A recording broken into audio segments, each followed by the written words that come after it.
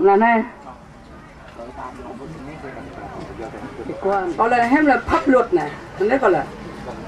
pháp luật của Đức Chúa Trời, pháp luật của thế gian này, còn giờ mưa nó đầy sửa đổi pháp luật, vì mới có pháp luật ở đây nhưng mà nó sửa đổi mình, này mà nữa mà sửa đổi xa,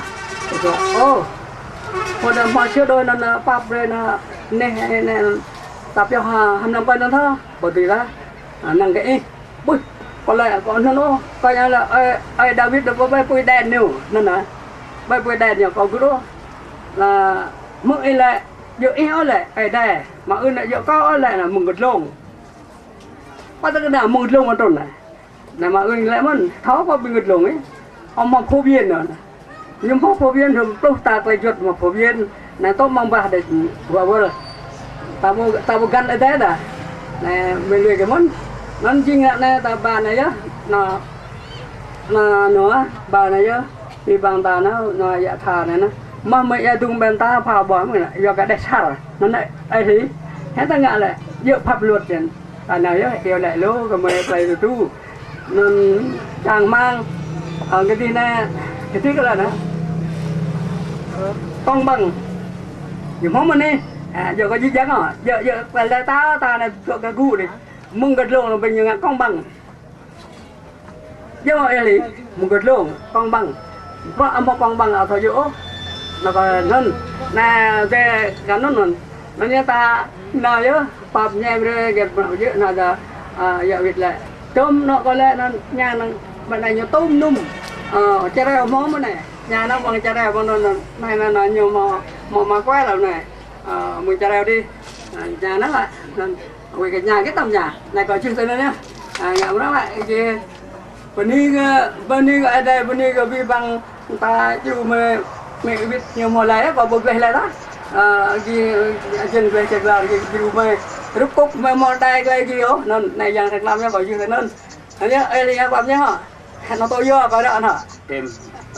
tua kan các cái đó cả đi sang ta mức và nhập tôm nhé mùng này ta cu tông dan jo lại khoai yang dan hallelujah tìm ra tìm lại thì hay bere nanti babu ke yang bah bere selain về làm lần tra thì đó bere selain yang tu về lần tra ka rang tùy cứ selain yang không thể tiếp bere kemai bong bạc nhập đến về pháp bere selain sop kemai mỏ ra ka kemai mỏ pháp bere kemai sop kemai năm mươi kemai lệ mang về bờ sama kokai kemai mengko sakbai do cơ đi cha làm tao selain yang lại non play ăn yang do đi chỉ đơn đường đã lòi trúc của đây đi nào amen tổng kết Jesus Hallelujah amen Hallelujah me Jesus nhô khắp ta bia amen thì ra từ trong mình có itu berkelai khắp trong prin mực ai đại ma itu berkelai áp dâm ăn mực ai đại ma itu berkelai có lir mực ai đại yang em coi cổ chút lum tất cả sang nó dùng lao mỏ lại ngót ninh ít mỏ tụ lẽ và mây tìm mây mai mây tìm lại cái nên tất cả để xa rồi bạn lại ngót lại ninh ở cả dạng bất cứ sang ai đại lại ra đường mạ mưng ra này tốt và ra trên ra đường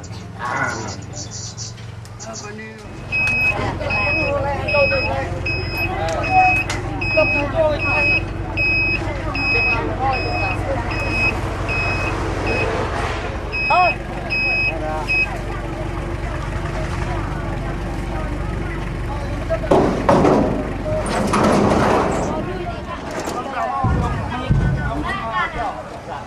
Mọc đi e. Đi thôi mà nghe này cả đưa cái này có tiền thêm cái này cho em để hai hông được hai hông á để hai hông được Cục chỗ này. Cái đường đây nó hẹp đi nó quẹt nó rớt hết. Đi nó quẹt hết không? Ôi cho nó vô đó được gì? Diện. Lên đây được gì? Vô đường đây hẹp lắm á. Bây giờ mình phải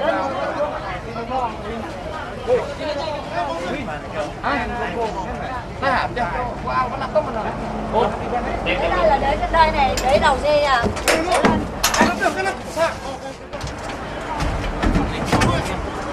Mà thấy cái kia thôi lại nó thuộc lại con đại y nó dùng nó cái gì này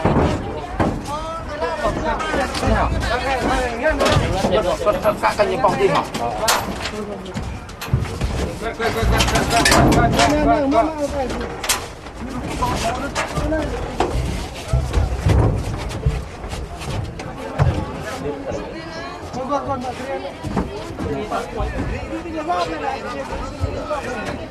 Rồi mấy tên lên thế. Ngồi giữ nha. Đi đường đi nhá, phải giữ nhá. Đi chậm thôi nghe. Đi chậm nhá. Đi nó hơi chậm đó. Mà kéo đâu người ta Nó bộ quá. kia nó lại